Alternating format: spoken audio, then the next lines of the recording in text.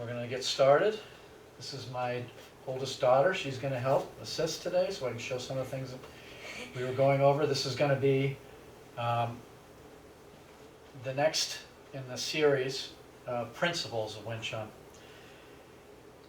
One of the reasons why people don't understand the system and limit the system is because they think that it is driven by movement.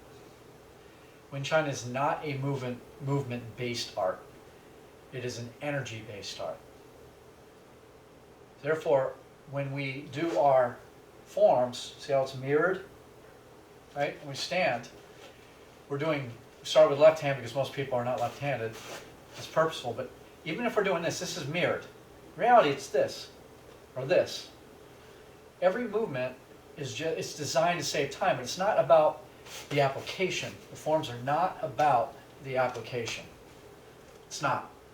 When you're doing the form, you are aligning your body, learning your structure of your body, how your body works, and basically learning how to use line and energy, how to manipulate your own energy. So when you're doing the form, you should concentrate on different things each time. Whether you're looking here and you're thinking of spreading with the Tan Sao, right? That's a different idea, and my movement changes. Even the shape of my hand changes from my intention. And again, movement is a result of intention. Okay? Movement is a result of intention. If we go movement first and we're just pantomiming, it's a dance. There's no use of energy. Most martial arts focus on force, on movement and force. Okay? Wing Chun, many of the Chinese martial arts, Aikido, they focus on different things. They're driven by different things. Wing Chun in particular, because I can speak to Wing Chun, focuses on energy, on its focus over force. It's actually the mind. And the less force you use, the more efficient you are.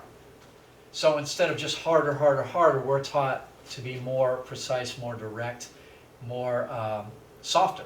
Because when we're softer, we can steer that energy. And I'm gonna talk about the steering wheel and how connecting with somebody, you have to have an element of accepting energy to actually use that energy. Otherwise, if it's all just this, all physical, well, take another art. If that's what you're looking for is a physical art, take another art. If you're looking to understand things and to change the way you view the world, change the way you move, to teach your body to move the way it's actually designed, then I recommend Wing Chun. And although there are certain types of energy, certain gifts you need to use Wing Chun properly, if you cannot do that, then whatever art calls to you typically is the art you should take, in my view. Different things call to people for different reasons, and I think it's because something resonates within them. So I've never wanted to say, don't take this art, take this art. If for you the system calls to you, there's a reason, and I suggest you look into it and see, because it's a deeper art. It's driven by your chi, which is spirit, and your mind directing it. And the movement is a result of that. Just as somebody strikes and I use a Tan Sao, my movement is really to go beside their line. I'm not thinking about doing the perfect Tan Sao. In fact, every move I make should be different if I'm interacting with somebody's energy. So she throws a punch. If you notice, I can form the contact, I'm loose, okay? But if I'm tight, I'm going to be tight, ready? See how her energy can feed back? But if I'm loose, I can control the energy, okay? And she can do the same thing to me. It really, size does not matter with this. She's seen me with a finger on each hand just manipulate a person much bigger than me, right? Yeah. So if we begin to understand that when we make contact, we want to be soft and we want to also sense and feel energy and accept it. When we accept it, we're able to steer that energy. So I want the idea of steering energy. I want the idea of the ball too. Again, softness is a ball, right? and the angular, the hard force is directed. It's a line. It's like a wedge. Okay? So one of the elements of a ball, soft forces, is that you are always slightly rounding off their force. We often think of rounding off something as a corner, right? Here, I'll show that principle. So stand like you would in a normal stance. Yeah, you can just stand like square if you want.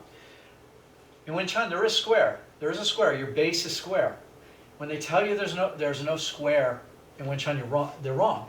That's why so many people who think they've improved upon Wing Chun, traditional Wing Chun, Ip Man, in my case, have not, because they don't understand it. They limit it by their pride and their lack of understanding of the art. When you look at the knives, they're like, well, it does something that has nothing to do with the form. No, it's teaching you to protect your base, to square your base. It also has the angular motion. It also has it deals with angling in terms of, put your arm out. So if I'm here, my hand's shorter, right, and she hits me, that part, remember that movement in one of the forms? What that is, same with the blades, is you're angling. So now, see? What was here, I can extend my range. So there's so many elements hidden, especially in the weapons forms. The wooden dummy. Wooden dummy probably shows more of the application. In reality, the wooden dummy is a meditation on lines of force. What do I mean by lines of force? Well, how do we produce force? How do you produce force?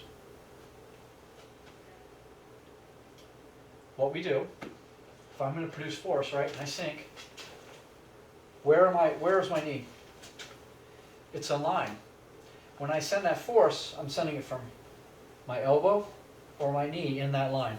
That's why in the form itself, our knees always should be pointing to our strikes. In reality, when we strike consecutively, in practice, there should be enough movement.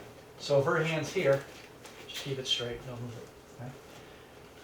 So if I'm here, right, and I move, what was here, that movement actually takes me offline just enough so I can use that. Just like a boxer sometimes will post.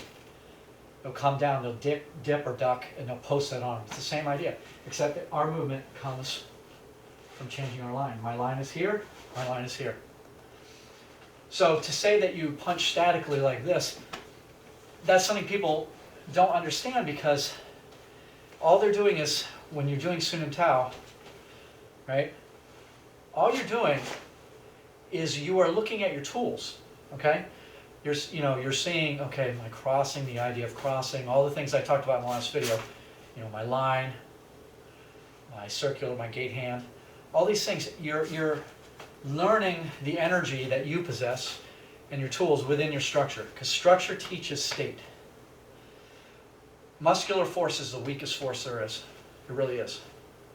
Structure, or using the idea of the lever and the fulcrum and your own body and your own structure, is greater. But structure is just a middleman. What you want to get to is state, which means mindful direction of chi, or your energy. Meaning, you have an idea, you move through the idea, and your movement just results. It just happens naturally because you understand how to address the oncoming force. So she throws a punch, all these different ideas. Within that punch, we'll go super slow-mo. Okay, I come in here, I'm going to turn that spear, I'm going to accept it. If I don't accept it, this is what happens, punch. See what happens? It goes right through me, okay? But if I accept it, see what happens? So what I'm doing is I'm seeing her line. Again, she has to produce her force through a line. Remember that spear idea that we talked about, turning a spear? So when I go in here, stand here, baby. You're going to turn my spear, okay, whatever technique you want. If I connect directly in line, hold on, connect directly in line, she's going to be at the end of the line. That's where we don't want to be. We want to be beside it. So now she's going to suddenly turn my spear any way she wants and attack. You can attack me, my structure, okay, move through me, okay? Yep. So, what she did use very little force. She's not using a lot of force, but it's because when you understand, when you get beside that line and you turn somebody in, all this idea, when you're learning how to use their center, and I'm going to actually show this with her, what center means, okay? When and we'll get into that. But I do want to get back to the steering wheel analogy and the ball. First, most people think of rounding something off is breaking off a corner of a square. So I'll show that element in terms of a Wing Chun takedown. This is something to understand. There is a square, all right? Here and here. That's a square. That's your base. That's what you're protecting. That's why you have that withdrawing hand, that Wu hand. That's for this. If there's a long attack that goes around me and I try to stop it, right? And you can stop it. But what you actually can do is that line of force is going this way. You can use it to go. Okay, that's present in the weapons form, in the knife, the knives form. Can't talk. So think of it as somebody is a car. Okay, our whole body is a car. What's the easiest way to move the car? Is it get out, just plant, and push on the tires? No. The easiest way to play with the car is to understand the direction of the car, and that direction, and to take its own force and use it. So if that car is driving and you take the wheel, you control it. And ideally, you can also shut it down at will. So when that energy comes to you, go ahead and do whatever. I can use that energy. And I just sense it. I got to sense where it is. What I'm doing is there's something called the tipping point. At least that's what I use. I think maybe some others do too. And we'll talk about that. But when I push to center, see, this is not me pushing to center. When I push to center, she feels it here. And the second I feel that just forward of that, remember I was talking about the spine? Lowest vertebrae just forward of that? That's really where center balance. If I displace that, which I am now, I have no balance. And the second I have no balance, I can't produce force. I can't respond. Position allows opportunity. Put your arm out. We both have equal opportunity. Who's in a better? Center line is spine to spine.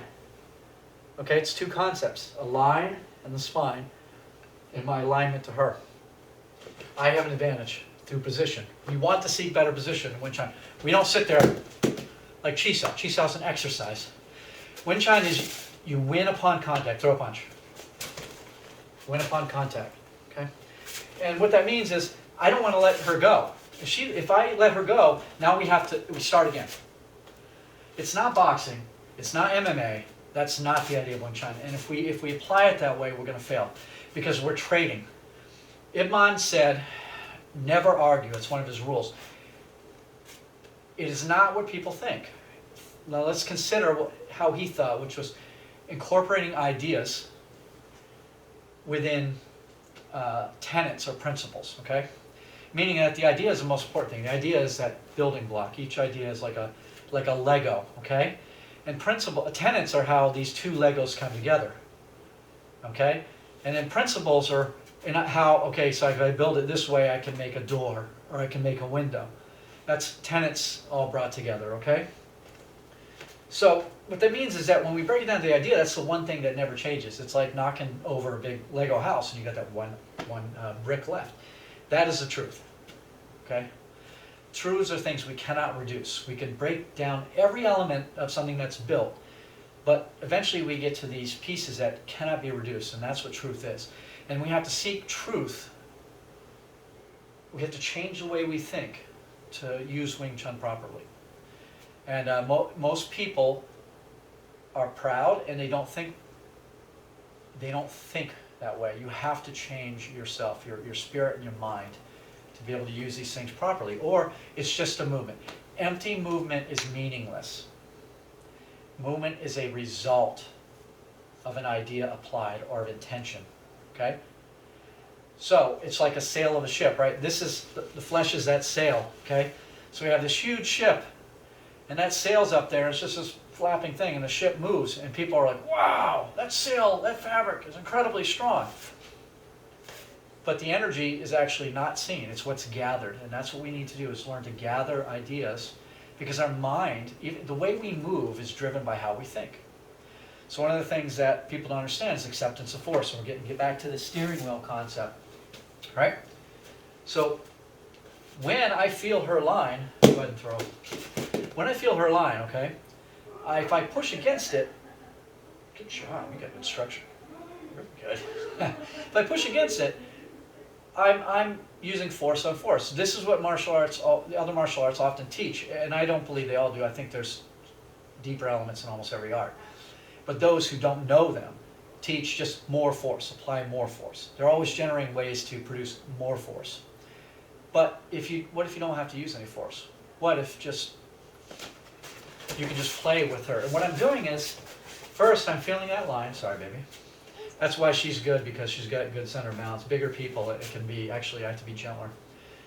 What I'm doing is I'm playing with her line and her force. So her force is going out, and I'll take it. So it's like a pressure plate where, say she comes out here, right? I'll take it. Or I'll feed it back, right? So what I'm doing is, the second I sense it, I have to accept it. If I don't accept it, I'm not accepting it. Go ahead. Yeah, see, if I don't accept it, I can't sense it. I can't feel it. One of the first lessons I learned when I was about 7 years old, and I had been trained by a closed-door student at Duncan Leon, who was trained by Ip Man. And I lived in Maryland at the time, and we lived in an apartment, and I was very young. But I came back home on a bus ride, and I had a brother who was about 3 to 4 years old. Really adorable, looked like baby Edgar. And I came home from the bus, and I got off the bus, and I heard this ruckus of just all these kids like, yeah, screaming, or not screaming, but kind of yelling or chanting or cheering. And I look, and we had an apartment complex, there were 2 levels. And they had kind of ramps here and then a dugout and sliding doors. And I looked and I saw that the lower apartment was our apartment. And it was all these kids were surrounded this our sliding door window, or our sliding door. And I realized that it was my brother. And I saw that these kids, second I got, thank God I got back right when they got back from school. These kids were beating on my brother with sticks, really with clubs. Now thankfully I had gotten there almost exactly as they happened. They were all chanting, people were leaning over the top of the railing, the iron railing kind of thing, looking down, and they're all cheering. And it was, it was a difficult area. It was a bad area because there were gangs, and people had issues with the color of people's skin, unfortunately. So because he wasn't the same colored skin as somebody else, that's what happened. So the second I got there, this is what I'm talking about, accepting energy, which you have to do. If you can't accept energy, you're going to have to move on to different art. The first major, and this is something I learned, even though I'd been taught it very specifically, I learned that day, because when I got out, I knew if I did not do anything, my little brother would die. So immediately, I accepted the situation, and I knew I had to act. So instead of, oh God, denying it, a lot of us, somebody throws a punch and we're like this. We can't accept that, and that's why we can't meet that force and just flow into it. Your reaction time will increase 100 times if you learn to accept energy, and you learn to flow to it. And again, the idea of always moving forward and forward pressure is present always in Wing Chun. We do not move backward. If somebody tells you to move back, we'll spiral, I'll change my angle. We shouldn't be moving backward, really. In my experience, and I've unfortunately been in many different fights where people have attacked me, life and death scenarios throughout my life, I've never moved backward. If I had moved backward, good chance I probably would have caught a kick to the head or a punch or something like that. I never moved backward. I made contact and I finished them. That's how I was taught. But back to the story. So when I saw that, I knew I had to get their attention. So I ran over behind a few of them and I threw them over the little railing, and they landed. And then they forgot all about my little brother. Luckily, I knew that when he got it, he could go inside and lock that sliding door. So when they all forgot about him, I was actually happy. At that point, I was running a bit to keep them coming at me and forgetting about my brother. And I knew at that moment that, in my mind, I said, well, once I knew he was safe, there was a sense of peace. But at the same time, I knew and I accepted that I was probably going to die. So you can find a serenity in conflict. And the truth is, sometimes when you have a formative experience like that, that conditions you to, when something's bad, you do what has to be done. Because there's no choice. I could argue with it in my mind. I could deny it, I could not want it to be the case, but it was. And so the sooner that we can allow ourselves to accept force and accept anything in life, and this goes beyond life, there are things that we have to learn to accept. If there's an energy we cannot overcome, then we have to learn to accept it and adapt to it, right? So what ended up happening was they circled me around this big tree, which probably wasn't so big because I was a small kid at the time, and they were about 10 to 12 years old. I remember the look on the guy's face. He had a club, kind of a big, and it was like a 12-year-old kid, and he was a gang leader, I guess. And they had all encircled me, and he went at me with a club, and Wing Chun saved my life. And basically, I beat him pretty badly, and I walked home because they were so stunned at what happened. So, and he was armed, and that was my first life and death experience. I've had 2 knives pulled on me with deadly intent. I'm going to show some knife disarms because I do believe it's very important that people understand the principle of disarming somebody, because I see it taught and I see it taught wrong. It's not hard to disarm somebody. Ideally, hopefully nobody has to be in that situation, but if you're in an enclosed space and you can't get out like I was in both situations, including a pipe wrench attack, which would be another one, in a short space where I had nowhere to go with a much bigger guy, you have to confront it. Running away is not always an option.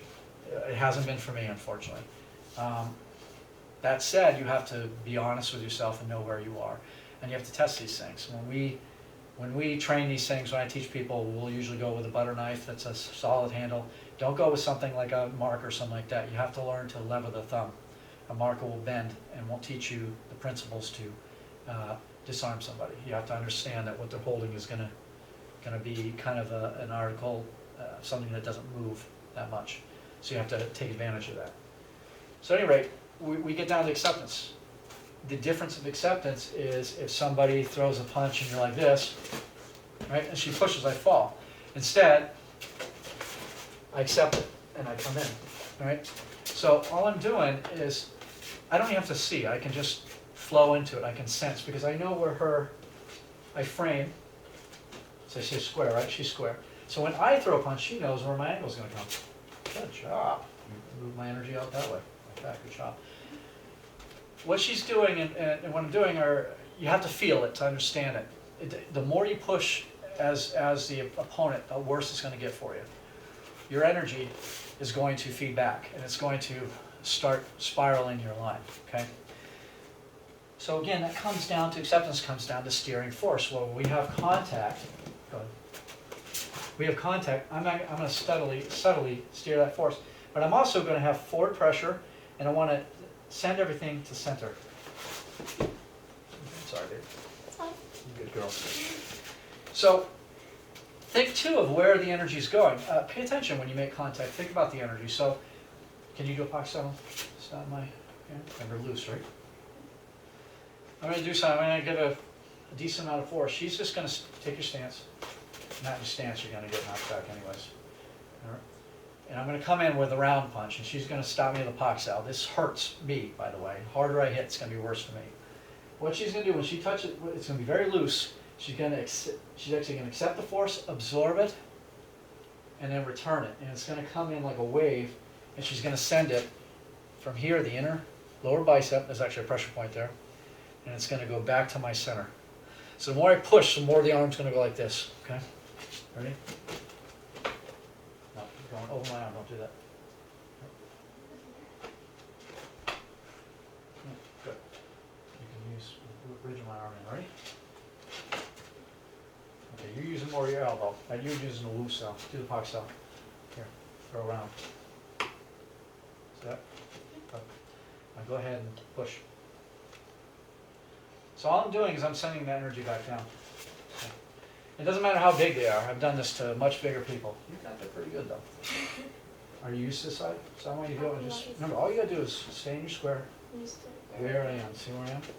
See that angle? So, and you don't move your hands very much away from your center, okay? So here we go, right? She hasn't done this in a while. Okay, that'll stop somebody's punch. Got me there. But remember, you're going over, which can work because you're using your elbow force. But if you do that, push. and the mouth of your palm is in the center of the bicep. Now, with your fingers, you can steer that force. You absorb it with a hand like that and return it. Okay? I'll get somebody bigger to demonstrate on. So when somebody's here, I'll talk about the center. Force cannot be applied without resistance.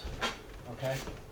So what I mean by that is if I hang a sheet here and I punch it, the sheet's just going to fold with my force. I'm not actually transmitting any force to that. It's the same with people. So if she were to hit me here and I resist, see what happens? Good punch here. But now if she were to hit me here,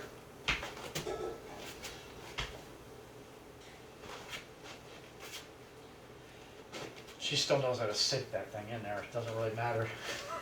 That's another element. It's the same with her, right? So if I push and she resists, see what happens? But if I push and I'm not centering, I push and you let go. Just feel it and then let go. See, I can't really affect her.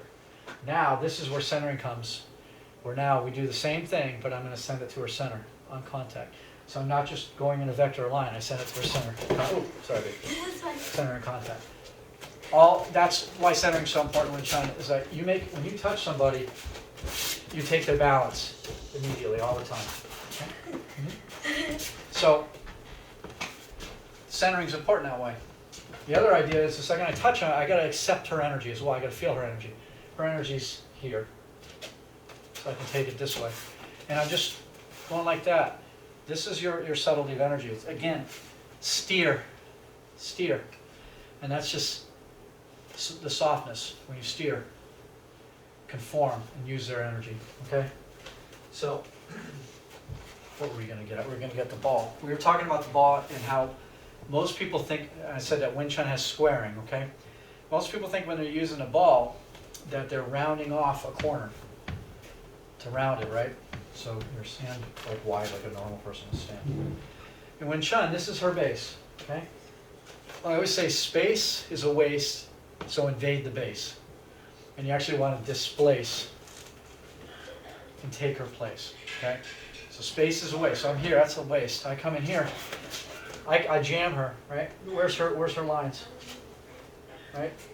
So what I'm going to do is I'm going to show the principle, what most people think of as taking that corner off, but then we're going to think of the ball as being inside the ball or being the outside of the ball, and how they're actually distinct and they're important. Both elements of that are important. So go ahead, baby. Stand square. Okay. So you see if you throw a punch, right?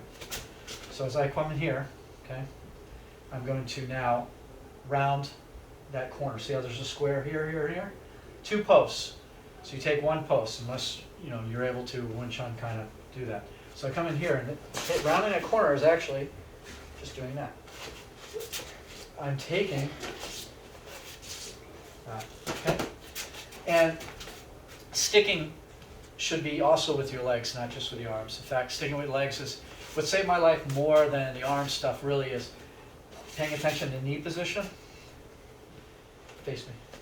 Paying attention. So if you attack, right? Okay. First of all, if she were to kick me, go ahead and kick. Yep. Okay. We don't want to clash knees, right? That's the element that I talked about last time. That's why when you're here, you're doing that bypassing step. Okay. So when I attack somebody, I'm kind of watching this part of their body, but their whole base is due to their square. This is our line. Our triangle is an extension, right? But our stance, there are triangles built within it, if you can see, but it's also a square. Our body, our base, is that square. We do want to be able to maintain our base. Say she comes with a long round punch, and it's just subtle. You're taking that energy. So instead of me jamming it like the Paksao, which I'm being gentle with you because I know that hurts, we can also keep our square. Right? So go actually try to hit me. And I'm not using any force. I'm accepting her force. It's taking no. Actually, she can do it to me. You can do this pretty well. You want to do that? You're going to go around. You meet me and draw back. Remember? Okay. Yep. So the more I go, I'm going to get thrown into the wall if I really put a lot of force in that. And it's literally like this much energy. In fact, when I take her down, I'm using this much energy. See, I had one finger. And even if she resisted, I would just have to change what my energy is. If I can sense it, if I can accept her energy and sense it, accept it and absorb it. Where we absorb energy, I think I talked about this in the last video. See these shoulders? They're a sling, not a lever. Same with these, okay? Same with your hips. That is really where we're absorbing energy, and we can also use some of the spring of the spine as well. That absorption of energy is very, very important because if energy is displaced over amount of surface, if it's condensed, okay, let's think of a nail. Yeah, let's get to a nail. We have a nail, right? If I were to take the nail by the head, put the head against the floor and push on the end, what would happen? The nail would turn back on me because the surface area is what matters. The force is divided by that surface contact. Okay? So if we use Wing Chun improperly, if we're in the Siu Nim Tao and we're doing all this stuff and we think that's actual application, when all we're doing is going, okay, this is a hammer, this is a screwdriver, this is a saw. What's going to happen is when we apply it, and I see this with most people who use Wing Chun today, we're going to take a hammer and we're going to take a screw. We're going to be hitting the screw. Or we're going to be taking a hammer with the head of the nail on the ground or against the board, and we're going to be hitting the tip of it and wondering why we're hurting ourselves. We should not be taking a hammer to a screw or a screwdriver to a nail. Okay?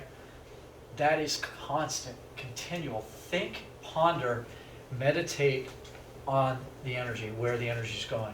Okay? Again, we want to be beside the line and we want to return energy and cross the line. So when I touch this, from here it should be going to this corner. Okay? This is another arm to see that. See that? So even the moment I touch, it's actually correct. See, I see the gap here. That's where I am. I should be sending it spiral back. Okay? That's important because if you just have one vector, so go ahead and like swing this way, right? So it's one vector. I'm pulling back, my fault. I'm just going to meet you. See, she actually folded my arm a bit. But instead, if I cross that line, go ahead, I can control. Because what's happening is I accepted that. I actually expanded my surface area over here where I literally rolled over and then rolled over again. Where I expanded, felt it, and rolled. I was pulling on her line, using her line. Right? So the line goes two ways. That's what I want to talk about today too, was I talked about how a line goes out, right? But I didn't really discuss that every line has every road has two destinations, a beginning and an end, right? This is the beginning, elbow line, through the center of your palm. Remember that pox cell is the center of your palm when we start doing that. This is the beginning and this is the end. The end of the line is the end of the line. If I get here, boom. But if I use that, I can get back to center. But by the same token, say that force is so great, it says you throw a round punch. So great that I can't, even if I am in truth, if I knew how to manipulate energy, she could not, no matter how big they are, they're not going to get back to me. But if it overcomes me, then I can also take the line to the other direction. I can use that line. Again, I can accept their force, the idea of acceptance. It's a very deep idea, even in life. I mean, it's very useful to sometimes stop, take a moment, and accept what it is. And then only if we accept what's in front of us can we deal with it, right? And part of that accepting is seeing what she has. So she throws a punch. Instead of me just going like that, right, it's going to be this. I'm going to, hold on, you can actually put a little force in that, okay? I decide I'll take the line. Because the second I feel it over a certain point and I feel that confirmation, and I realize, oh, it's coming, okay. And she could do it to me. Can you draw that back? Do you think you can do it to me? And come around and pull that. Oh yeah, very good actually. You got my tipping point pretty quickly. So we talked about, again, the square. This is your square. So if we're going to take the base, we want to split the square That's half it. Again, the splitting is at Tan Sao. Okay? That's splitting forward energy. Okay? Or we round the corner off. Right? And that's not done by a sweep, by me kicking our leg. That's done by me going around and setting my base into her base. Okay? That's why Wing Chun, you just touch people and they fall. Doesn't mommy say that? It's like every fight you've been in, you just touch them and they fall. It's over.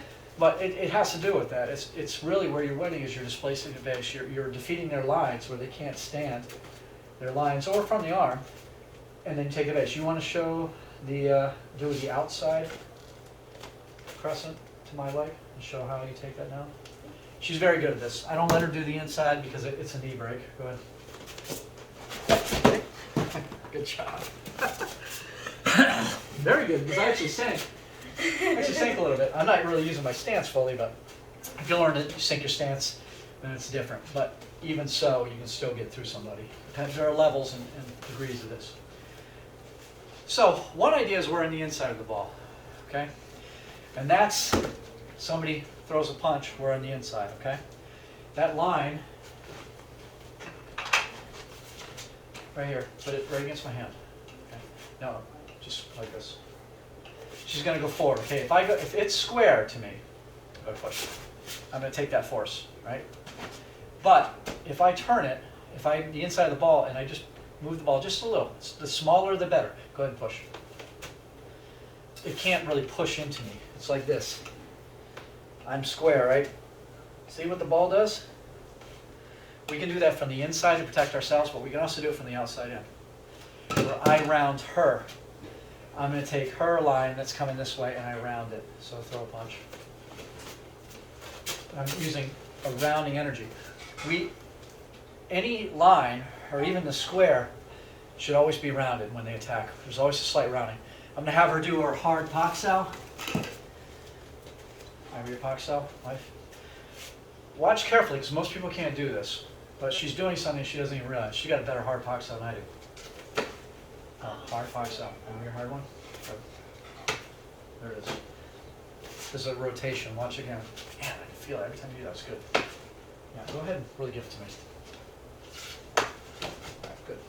I'm going to keep my base energy. I'm going to send a punch. You got to stop it. All right, I'm trying to get there one more time. Damn, girl. All right, that's good enough for me. Oh, No, it's good. sorry. No, it's perfect. I'm happy. Okay. So, good job. My arm's numb. Oh. So, nope, that's good. Okay. She's doing something without realizing she's using energy where she's rounding and using her weight and sinking her elbow. So it's like I'm hitting, I don't know how much she weighs right now. 85 pounds, whatever you are. Okay. You're 90? I think. I mean, like. Try a scale. All right. So that rounding energy works against any edge, right? On your square, they round it. And it goes two ways, just like the line goes two ways. And that is the way that you can take an edge and then grab that line. So the square's here, right? If I get here, I control her line. You see that? Now what I'm doing is very subtle. I'm manipulating her ankle. Be careful when you do that. You can hurt people. You can dislocate ankles. You can do. I've been being very gentle with that. Let's get to the bypassing step again. I'm going to show that bypassing step how it's so important to displacing the base. Okay. So when you throw an attack, I want to keep contact. I want to feel where she is. Okay. If she tries to pull back, pull back.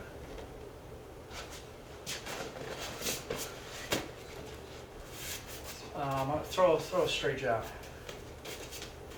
Pull back. Can you pull back? Come on.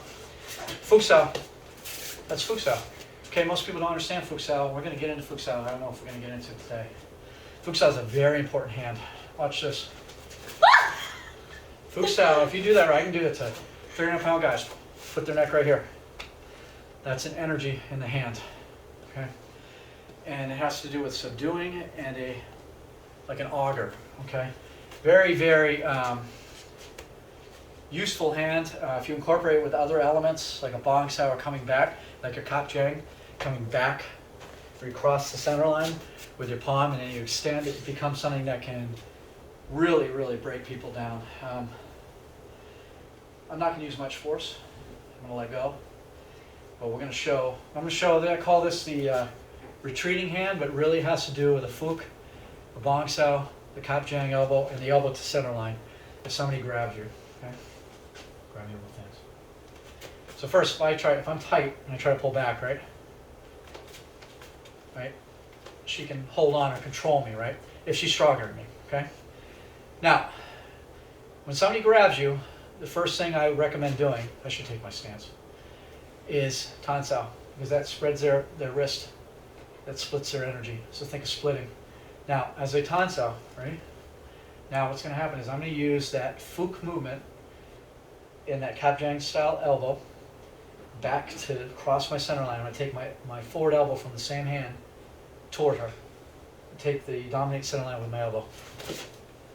Okay. Do it again. Still. Now, if she can hold on, I've had like a 350-pound, like roided up guy try to do that. They can't stop my movement because it's a levering kind of movement, like a auger. If you stuck your hand in there, it would just break your arms. In fact, the bigger guys almost got hurt because they grabbed so tight that it can pretty much break their arms. Grab again. Grab tight, but I'm going to stop. You can trust me to stop. Ow. Okay? Oh, sorry, baby. No, I'm fine. Your thumb, huh? Don't grab it. No, with your not thumb. my thumb. What was it? It's like, Oh, because you got your Band-Aid? I'm sorry. it's like, Oh, baby. Yeah, she got a bandy. All right. So what happens is if they hold on, it twists their hands, and when I come in, their hands are crossed. And I come in, boom. And I'll probably break their arms when I come in if I sink. And then boom, I'll pull them right into an uppercut. It's a very quick movement. So you got that? And it's impossible to stop, but the energy has to be right. If your shoulder is tight, now she's going to stop with both hands. My shoulder's tight, now I'm trying to do it with my shoulder. And if I overpower, I might be able to. Instead, it's loose. Remember this part of the form? We'll get into Siu Nim Tao a little bit. This is actually measuring.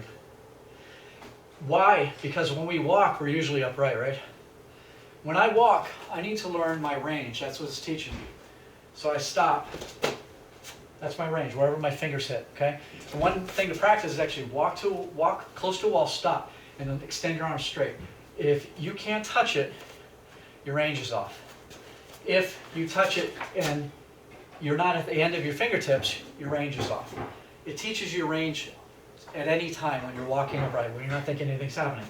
So what happens is somebody gets within you, you're at their range, and they attack. What do? You sink.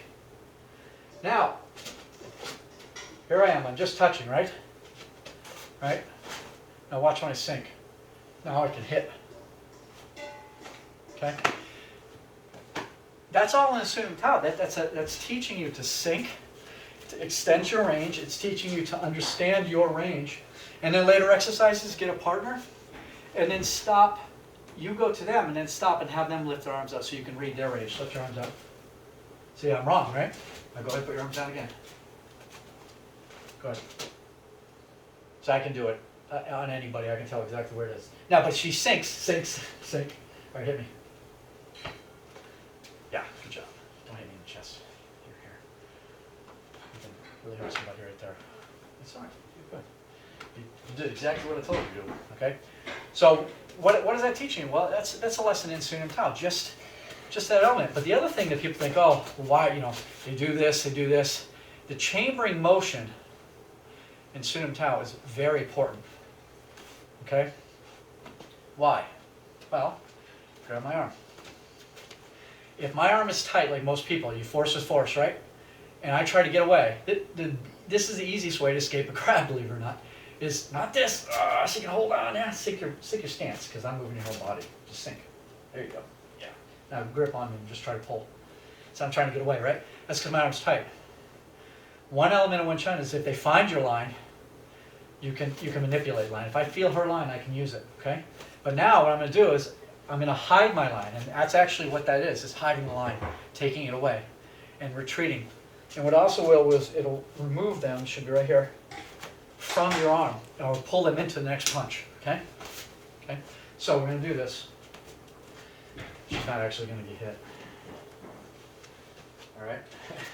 Unless you want to put this between, but you're not going to get hit. All right, so here. So here it goes. And you can do this, and if you learn to sink in your elbow and your stance is good, they can't hold on. But you have to conform, you have to accept their force, you have to have a slight rotation. It has to be, think about touching a hot stove. You go, oh, or do you just draw your hand back real quick. That's the idea of it. So grab my hand, okay? So here I am the wrong way, right? And if I'm not in my stance, but I'll be in my stance. So now, hold on as tight as you can. Ready? First, Tansa is always best, right? And then what's going to happen is I go here, and I'm going to actually conform a little bit. And my body, if I conform, I'm soft, will automatically find the weakest point of the joint. If I don't stop to here, they can still hold on. If I pull back to here, it actually slaps their hands off. Okay? And if you're sunk, that's your whole weight. They go flying. I literally had a guy, because he was holding on with both hands, and he went flying at me, and I was going to come back, but I knew I was going to hit him hard, so I had to kind of catch him. Just stop. He had some grip strength. It didn't really matter, because it would have messed him up. If it's worse sometimes. If you hold on and don't let go, really, if they grip you, you have them, in reality, if you know what you're doing. Being gripped is not a big deal, but that is just in the form. They're repeated over and over for a reason. It's chambering, and also knowing that all your attacks come from your heart, from your center, and think of the bow, right? Remember the bow punch, right? Your shoulders are almost like a bow. And that's why your stance should be straight. If I'm like this, where's my bow pointed? Down, my energy's going down. If I'm like this, where's my energy going? This way. And the wedge can just push me back. So your bow, when you stand, should always be straight. So I can fire my arrow properly. And you want to minimize that angle of deflection, okay? Because the more straight you are, the more, if I'm up like this and I push, it kind of feeds back. If I'm down, it kind of comes back. But if I'm straight, I can just send the force out. I'm not even really using my proper stance, but still. What else? Let's get into crossing the line. All right. In terms of disarms, you want to go grab a butter knife real quick? So I want to talk about principles of crossing, and principle of line, and principle of disarms, which are present in the knives. So if somebody has something and you find their line, and I was talking about how hiding line is important. So if we're a Chisao, right? Chisao, when I feel her line, I can feed it back. But if you're really good at Chisao, you can just hide your line. Just keep hitting. They can't feel your line. It's the same idea as this, hiding your line. Okay? It's amazing how that little movement really has so many ideas in it. So when she feels my line, I'm tight. Just go ahead. See, she can fall it back to me. Right? Good, good. She manipulates my energy. But if now she does it, I hide my line. She can't. I can just tap, constantly hit. That's what she can do. She sparred a black belt, about 30-something years old, in MMA, jiu-jitsu, karate, standard things. And she was about 9, and he could. I was 10. You were 10? Yeah. Okay. I know because your mommy called me in, like, you gotta see this. And she was hitting him with that relaxed fist, and nicely. And I only taught her just a bit of the hand and just slight Chisao. And he couldn't. He was just, every time he had an opening, and he tried to disengage for her, but she stuck to him. So she's just hitting him the whole time. He's just going like this. And even when he couldn't disengage with her. And his eyes were wide. He said, what are you doing? No, it was Wing Chun. That's what she's doing. But she's doing it. I didn't let her do any takedowns or throw him down or anything, or elbows. But she's doing it so well that he can't kick. He can't get into anything because she's there. But the point was finding that line. Once you find that line, you want to be beside it, right?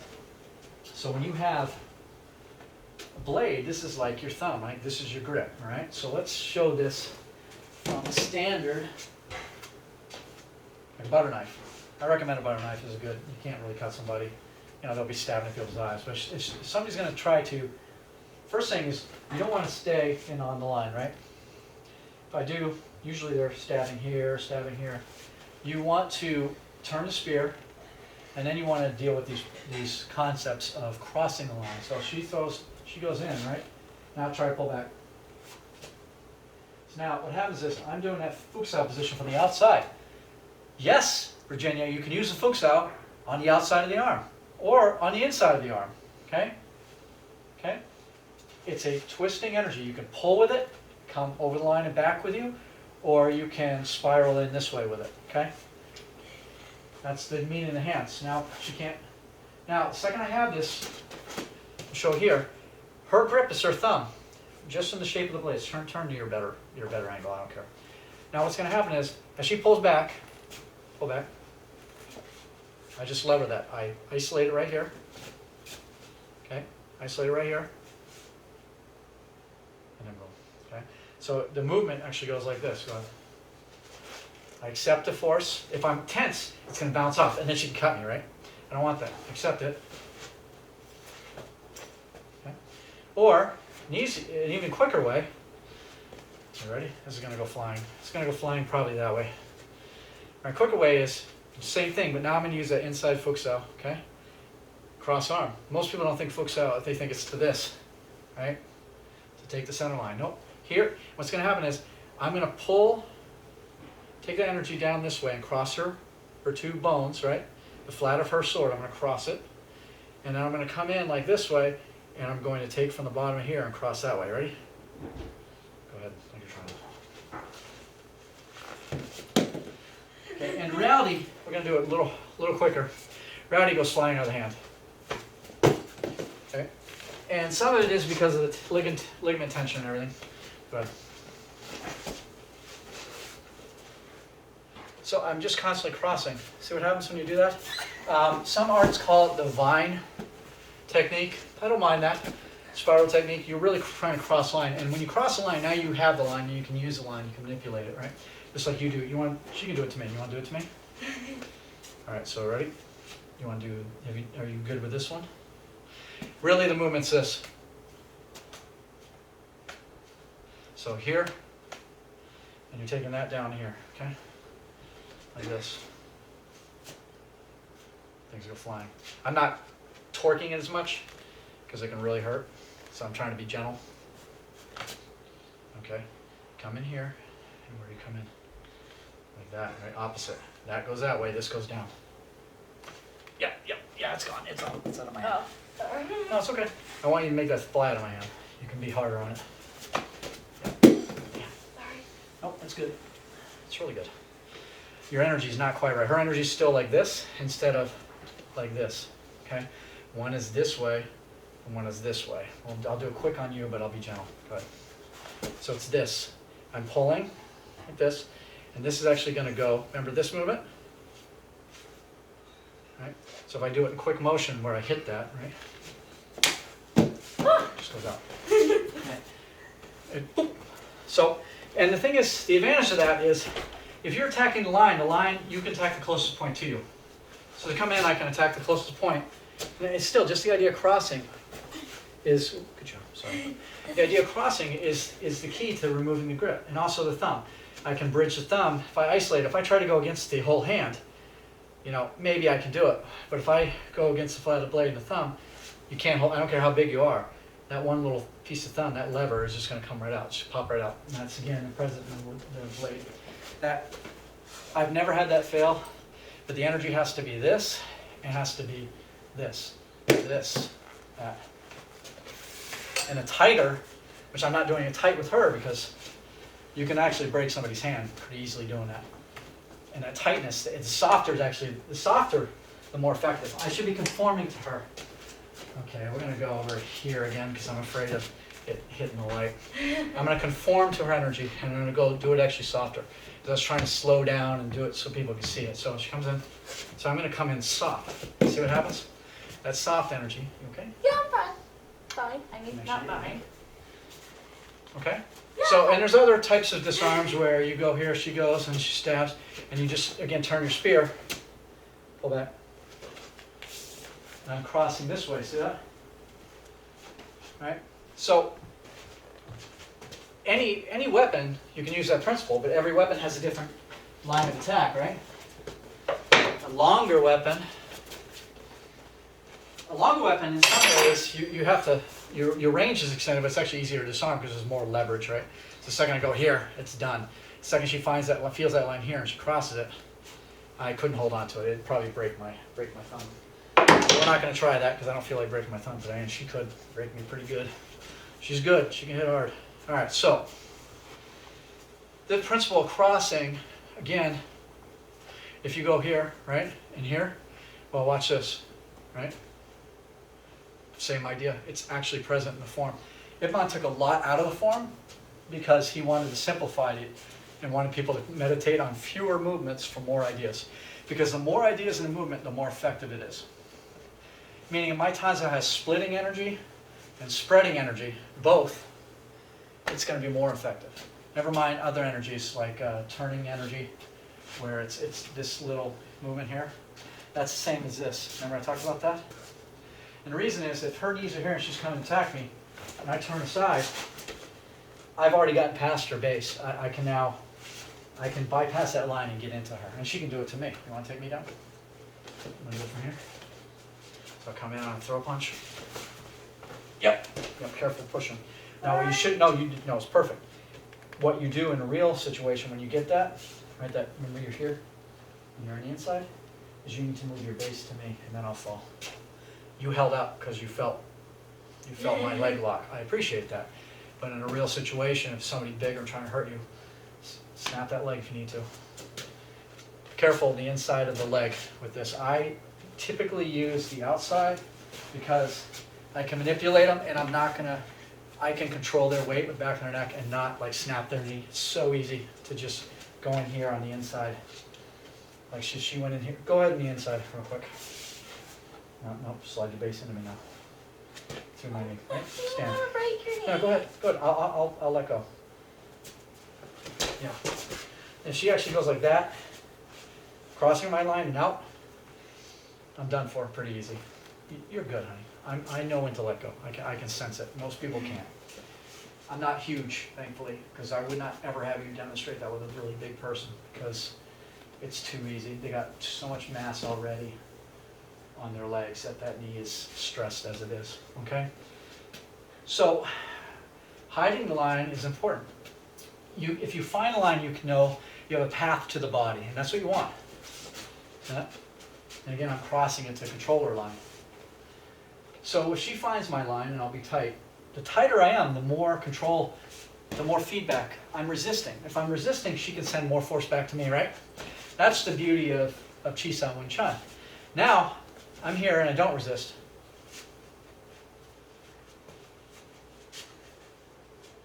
Go ahead, let it try. Ready? Go ahead. You got me. You can go ahead and really give it a whirl. I'm trying. I'm failing miserably. So, and now I'm going to talk about rounding energy in your hips because our legs should be soft too, okay? So I sort of had a stance. I typically don't take a full stance. With her, sometimes I have to because she's gotten that good at Chi-Sao. But our normal stance is not enough if not rounded, if somebody's very good, okay? So I'm going to stay soft now. Obviously, when I'm hard, here's my hard arm, push me back. So that feeds back right away, right? So now I'm going to be soft with not really much of my stance, but I just kind of play with that, right? Ooh, you almost got me. So now I'm going to have my stance, but I'm not going to round it. I'm not going to round the energy back to her. I'm not going to have the ball. So I'm not going to be sending it to the ground and kind of rolling it back to her. I'm going to be tight in here as opposed to relaxed, okay?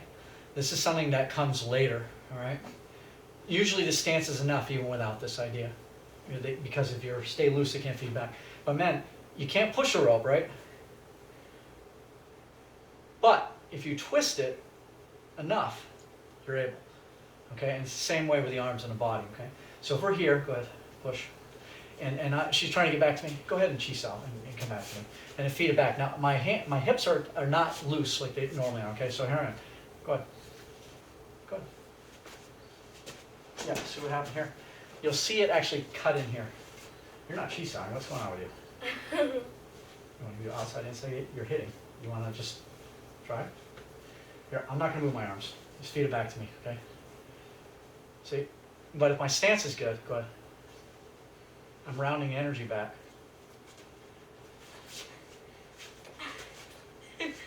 That is different. It's now I'm going to do it with my hips tight again. No softness in the hips. Ready? So tight. Eventually she's going to find that point, and you see it just tighten. That's later levels. You want to get to the point where you can round it, where even if she's got that force on you, even if it's straight, I'm rounding her energy. Oops, sorry, babe. That's fine. Actually, I wasn't even right in my stance, but the idea is that when she pushes in, I'm returning it by rounding her line. Push, like a ball, right? And you can actually, it's this little thing, but it's soft. I want to be relaxed and push. Dang it! It's all right, I don't care. You got me there. You got me laughing now. There. Push, whack. All right, go ahead. So grab my arms and really, so if I'm here, there it is, I'm soft finally.